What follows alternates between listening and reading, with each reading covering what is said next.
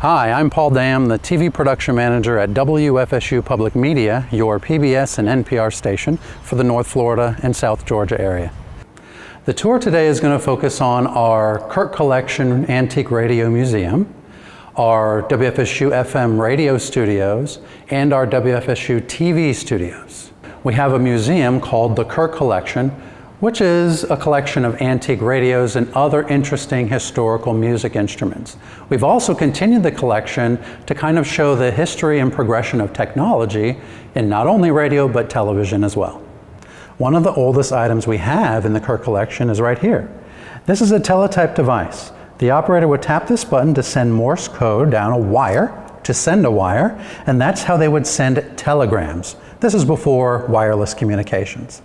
We also have some other very interesting radios that may not look like radios, from Elvis Presley to old wooden Mickey Mouse radios. Another very old item we have in the collection is this transistor radio. It's mostly a coil of wire here, and you've also got some very old electric headphones. We don't just have radios in the collection. Here's an old Ma Bell telephone. This is before phones even had numbers to dial. You had to crank the side to get the operator. Here's your earpiece. You talk into the microphone. These worked on a party line system, which meant your phone and your neighbor's phone were connected. And if you were on a call, they could pick up and eavesdrop on you. We also have some other interesting pieces besides radios and phones. Here's a jukebox. It was electric and had records in it. You'd put your money in here, a quarter, or a dime, or a nickel to select your tune. One of Thomas Edison's inventions is the phonograph, and here's one of them. Here's the Edison Standard Phonograph. This is basically a record before records were flat. That's the cylinder there. And then this piece at the top, which looks like the horn, is really the speaker used to amplify the sound. Here we can see a record player where the record is indeed flat. This is a mechanical record player made out of wood. You'd crank it up. Here you can see the needle. You turn and you flip it down there. Now this record has one spiral that spirals all the way down, and it is not a smooth little spiral. There's little bumps in it, and when those bumps shake the needle, that causes the sound vibrations. This is an analog process. So here I'll show you the Thomas Edison record. You can see there's his likeness right there. And then I'll pull out the record so you can actually see what it looks like. There you go. And similar to that flat record, it just had one spiral that kind of spiraled all the way down the record. So here would be the store model version of the Edison phonograph. You can see it's housed in a nicer display. It has a speaker, but this one is unique because it actually has headphones. As you notice, they look like a stethoscope that you'd get from your doctor's office. So if you would go into the store, you'd have to ask the department store representative to let you sample or demo that record. But you could have you and 1, 2, 3, 4 of your friends could be jamming to your tunes. So I want to point out this old antique radio, especially for an electrical component inside. This silver light bulb looking thing, that's a vacuum tube, and it was used for amplifying and switching. In the late 1950s, the transistor was invented, and that's helped to shrink down this switch in effect. Nowadays, they're shrinking them even further, and we're getting into quantum computers. So I want to show you another old telephone. This is again before telephones were wireless, before your cell phones. And it's a rotary phone. To dial a number in the 850 area code, we'd have to put our finger here on the 8, spin it around, and let go. If you listen carefully, you're going to hear these pulses. Those pulses represent the number. Many people didn't know this, but you could actually send the pulses yourself just by tapping the receiver. 1, 2, 3, 4, 5. After these pulse phones came touch tone phones. Similar to your cell phone, when you press the button now, you'll hear a frequency, and that frequency represents the number. Wow, talk about man's best friend. Here we've got a dog. It was a real dog, not this statue, of course, but back in the day, there was a real dog called Nipper. His owner used to play records and phonographs for Nipper, and Nipper would kind of turn his head and listen to it. He drew a painting. The owner drew a painting, not Nipper, of course, and it was called His Master's Voice. Now the owner took that painting and ended up selling it to Victor Records, and they used the icon of Nipper listening to the phonograph in the record, and they printed it on all their records. Now eventually RCA bought out Victor Records, and Nipper the dog became a part of radio music history. So you may have noticed that a lot of the pieces around me are wooden, and that may be because plastic wasn't invented yet. A lot of the wooden pieces were designed to look like furniture so that it would fit in nicely in your home. So after wood, plastic was invented, and these radios became much smaller and more colorful. WFSU-FM operates multiple radio channels in the Tallahassee and Panama City markets. 88.9 is our NPR station. It's mostly news, but there's also other entertaining and dramatic programming you can listen to. 91.5 WFSQ is our classical station where you can hear primarily classical music, but not just national. You may also hear some local classical music as well. Behind me you can see the WFSU-FM newsroom, which is where the reporters would be to work on their stories when they weren't out in the field, or if they're not in the studios recording audio. Our news team is highly award-winning. They contribute content to national NPR and other state of Florida radio stations. You can see they've gotten Associated Press Awards and Edward R. Murrow Awards and many, many others.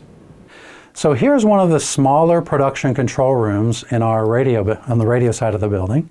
As you can see, you've got a microphone for the reporter to record their story, but they can also do other things such as mixing in phone interviews or connecting to satellite. And they have a computer system here that they can take their story, assemble it together, edit it, and transmit it to go onto air.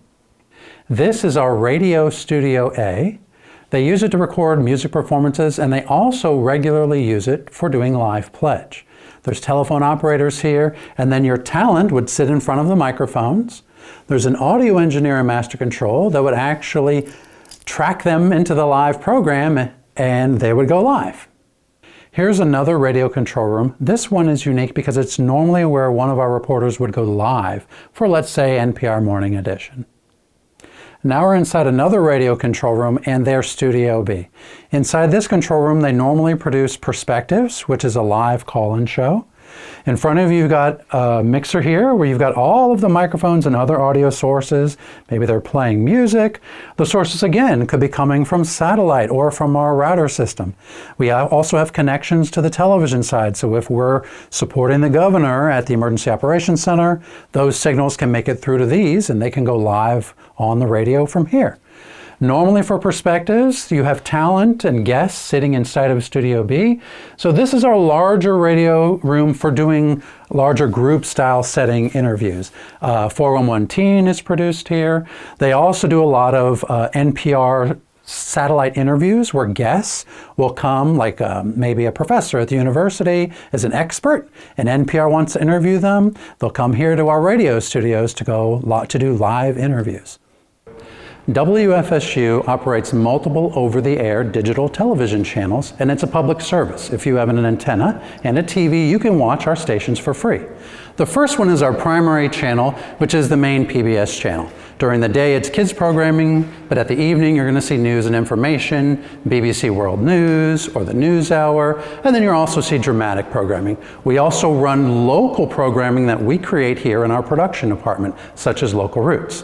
Our second channel is the Florida channel. At the capital of Florida, we have studios and we cover the Florida legislature.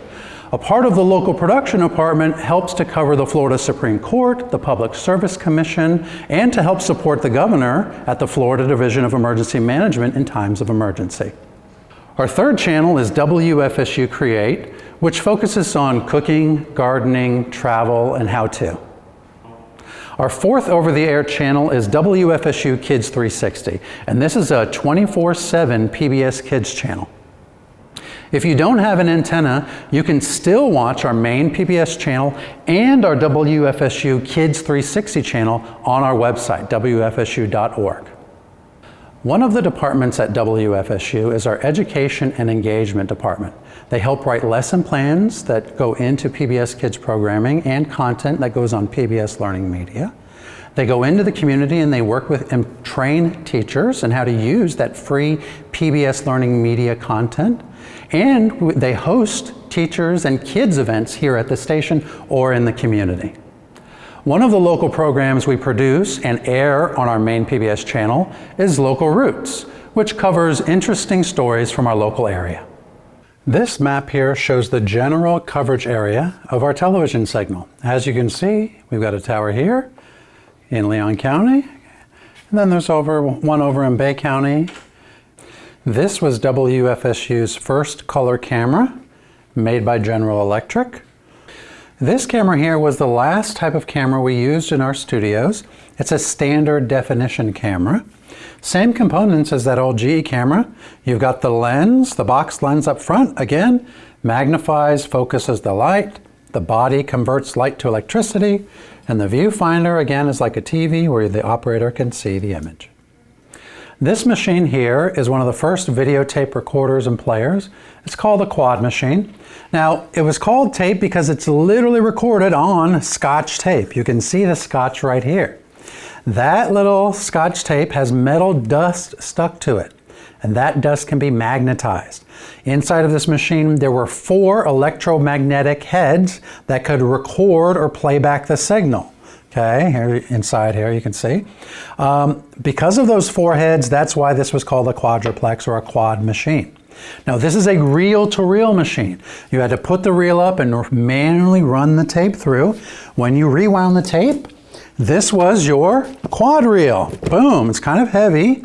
All right, now after quad, they invented something smaller. They shrank the tape width down to 1 inch. So here's a 1 inch reel-to-reel tape, okay? Same length of video, but just smaller, more lightweight. After 1 inch tape, reel-to-reel, came 3/4 inch. That's because, again, the width of the tape is shrinking down, even smaller to 3/4.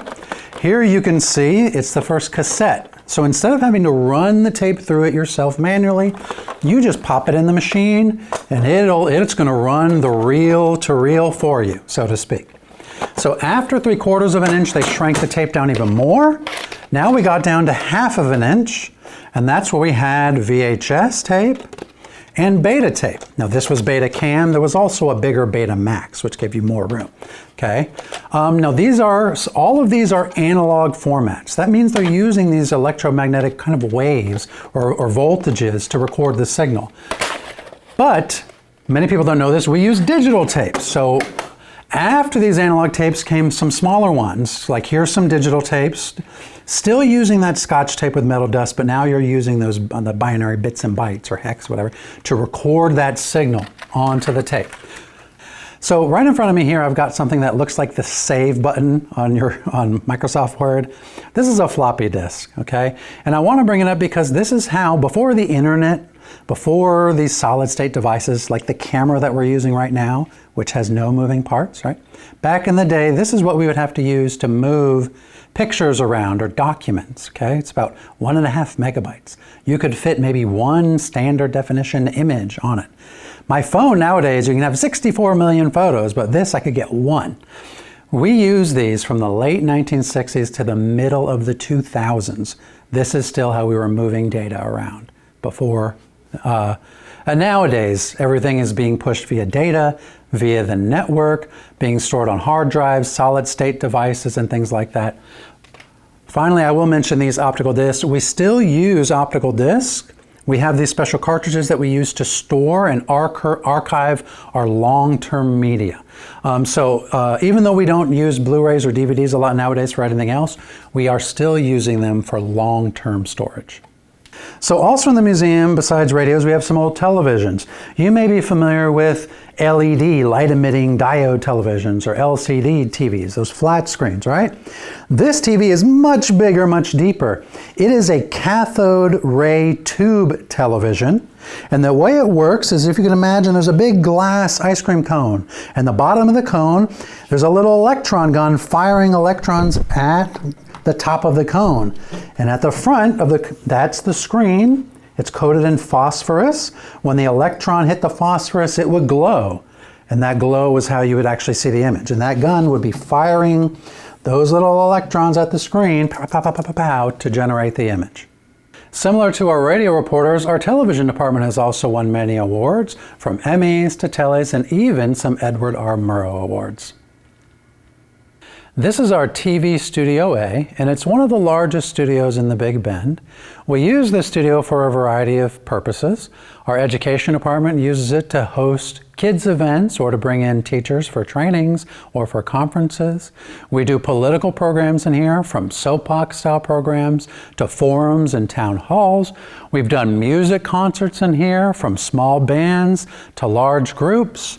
We've done a variety of different productions from this room. One of the first things that you have to do when you want to do a television show is you need a set.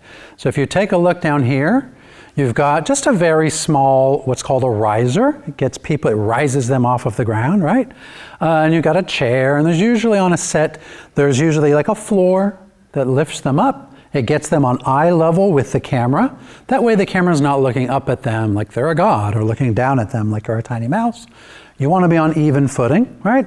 And the riser helps us to hide cables behind it. You can even see there may be a microphone cable kind of hidden behind it. So to do the TV show, you got to have a set. Props, floor, background pieces, plants, things like that. Okay? You need light. So if you're looking up, you're going to see you've got a variety of lights. These lights here, they're LED, they're color changing. They're kind of bigger and they produce a nice softer light. Back in the day, the lighting in our studios was incandescent. In fact, just a couple years ago, they used incandescent light bulbs, which used tungsten bulbs. That means the light bulb had a metal inside called tungsten. When you sent the electricity through it, that heat generated the light, okay? And a lot of the energy was wasted into heat. These lights are much more efficient. They're light emitting diodes and they're color changing, which means we don't have to buy colored gels to change the lights. We can walk over to the panel, turn a dial, and make the background, the curtain that you see behind me, which is called a cyclorama, we can now make that whatever color we want on the fly. Back in the day, we'd have to get up a ladder, cut a piece of colored gel, put it in front of it, and if you touched the light, oh gosh, you would get burned.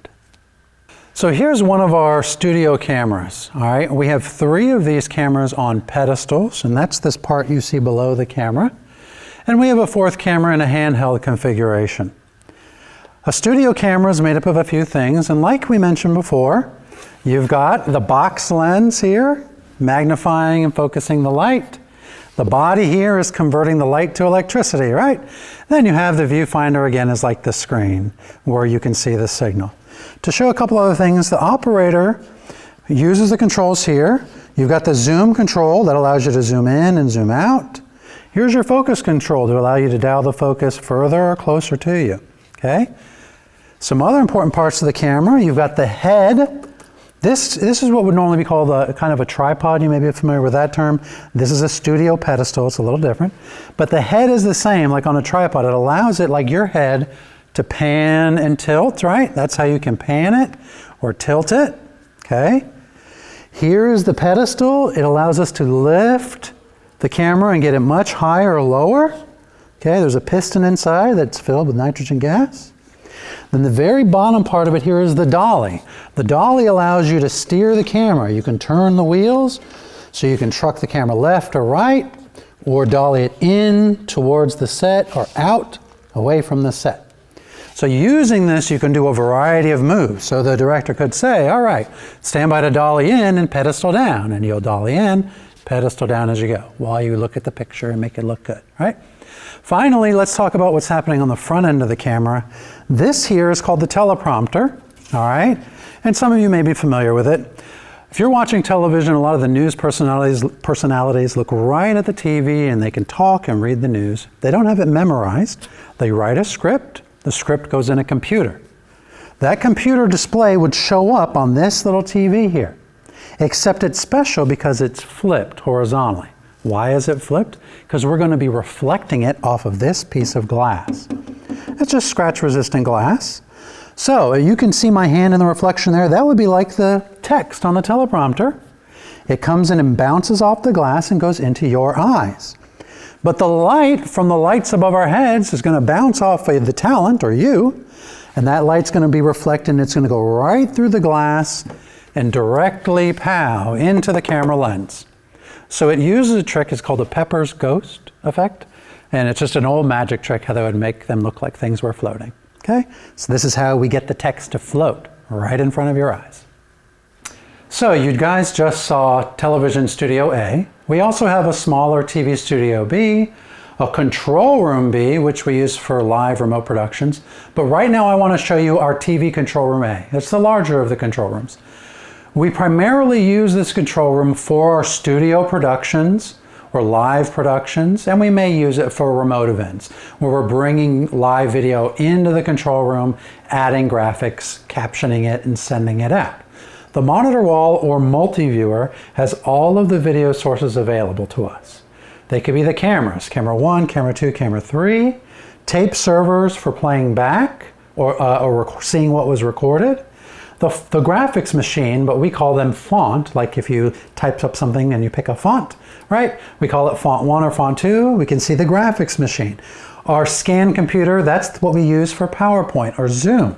Okay, there's other inputs from our router, so we could see when we're doing remote production, we can see that on the monitor's wall as well. The teleprompter, so we can see the script. There's also the closed caption encoder, so when we're doing live shows with closed captioning, we can see those captions happen in real time. I want to talk about some of the basic positions and jobs that we have in the control room during a live studio production, okay? So let's talk about a really important one, the producer. Producer sits here. In front of them they have what's called an intercom panel. It's just for communication so they can talk and listen to different people. Almost everybody in the studio in the control room that's on the production side of things is wearing an intercom so we can communicate. The producer, you can think of them like the composer, all right? It's their job to come up with the story. They've probably done research or talked to people ahead of time. They may have video and footage that they've edited early. They probably generated graphic imagery. They put in a lot of work before the program because it's their job to tell the story. What's the story we're telling today? Okay?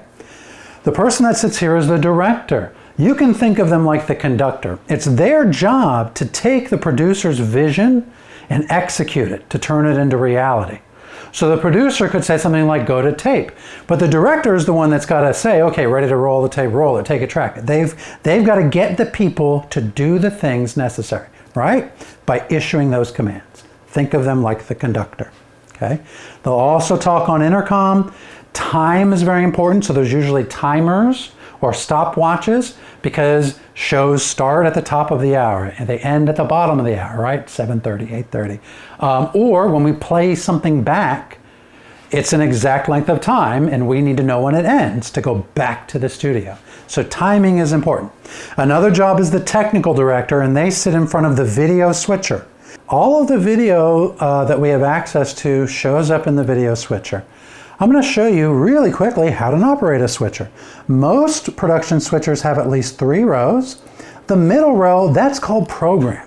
Whatever you punch on this middle row is going to go on the air. When the director says ready 1, take 1, we press 1 on the middle row and boom, camera 1 is now the program, right? Ready 2, take 2, ready 3, take 3. Now, if you want to do a gradual transition to something like a dissolve, you have to preset it by hitting it on the bottom row. So maybe I'm going to dissolve slowly to a video on Big Bird. That's a tape server. I will preset Big Bird, and then down here there's a transition bar, a T-bar, and I can pull that down and it will gradually change to that source. Finally, on the top row, this is called the key bus, and that's what we use for adding graphics. For this, we're going to delegate the key and pick our graphics machine, and again, we can pull the T-bar up to add the graphic. Right in front of you, you see our graphics machine. This particular machine is called a Chiron. It's been around in the television industry for a long time. But we will take imagery that we generate in Photoshop to create the graphic shells, and then we will type people's names and titles in. The graphics operator can then send that finished graphic as a video signal up to the switcher, where the technical director then inserts that graphic into the program. Okay? Next to the graphics, here's another machine. This is a computer that's directly connected to the switcher for PowerPoint or for Zoom. Okay, if you need to get a signal out of a computer just into the broadcast environment, that's what this system is for. Next to it is our tape server. It's where we're recording and playing back. Okay, so if we have an open to the show, it has to be played back from the tape server, and the entire program itself needs to be recorded, right? So that we can then maybe convert it, post it online, or do other things with it. Edit it, clean it up, caption it, etc. The final computer over here is just a teleprompter computer where we would type the script and it feeds into that teleprompter like we talked about earlier on the camera. Now we're inside of our Control A audio booth. You've seen mostly what pertains to video. This room just has to do with what you hear. So in front of me, you've got a large mixer where you have all of the microphones, maybe CDs or USB for music playback. It has our tape servers. It also has connections to our router. And the router is kind of like the central nervous system of a television station. It allows us to take video from somewhere and send it to somewhere, and that can end up in this mixer here. So maybe we're doing Florida Supreme Court production. We can take that audio, send it into our mixer, the video goes in the switcher, we add graphics, etc. Okay.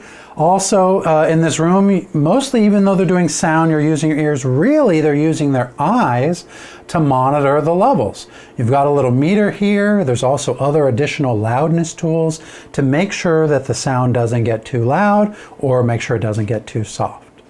So when you're doing sound, you want to make sure you're only hearing the sound coming out of the speakers. But in most rooms, if there's a hard wall, the sound will reflect. It will bounce right off the wall and create echoes. We don't want that, so that's what this stuff is for. The foam has tiny little bubbles in it. Those tiny bubbles can catch high frequency sounds because those sounds are at a shorter wavelength. The waves are tinier. These white things, these big white things on the wall, are called bass traps. They're designed for catching longer frequency sound waves so that they are catching those low frequency sounds. Those aren't being reflected as well. That way the audio engineer hears crystal clear sound directly from his speakers. Now we're inside of our post-production area, one of our nonlinear edit suites. We have multiple edit suites like this. We have a variety of different computers, but we primarily use Adobe Creative Cloud. We use Premiere and Media Encoder, Photoshop, Audition, After Effects, etc. to edit our videos, to export it, to transcode it, to convert it into other formats, or to create graphic imagery or animations to go in our programming. To wrap up our tour, I wanted to show you one final location, which is kind of like the central nervous system or the brains of TV. We're in the Technical Operations Center. Back in the day, we used to use this as a master control, where we would have videotapes, we would record TV shows off of satellite, and that used to be one of my jobs, was to be an operator, press play, and play Sesame Street at just the right time. Then came computers and automation, where you took those shows, you put them as a file on a computer, and the computer plays it at the right time. Now we're using a central cast model, where you have one master control, has one copy of that Sesame Street, but they can play that file out to multiple TV channels.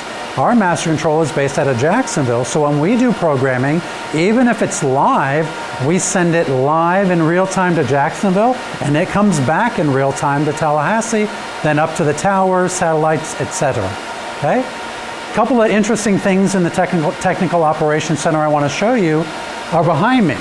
Now, even though we were in the control rooms and studios, you saw the camera, the switcher, the mixer, those are just the remote controls. The real equipment is right here. This is the graphics machine and the tape servers, the monitor wall, caption encoders, more tape servers, the switcher and the mixer, right? The router.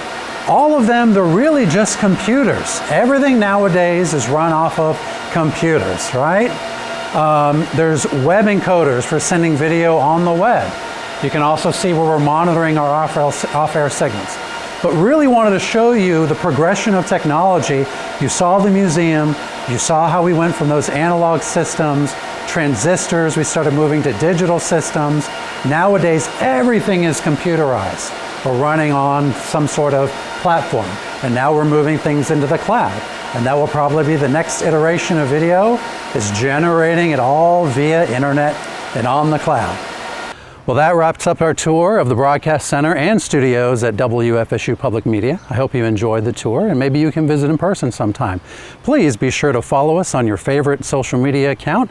And once again, thank you very much and have a great day.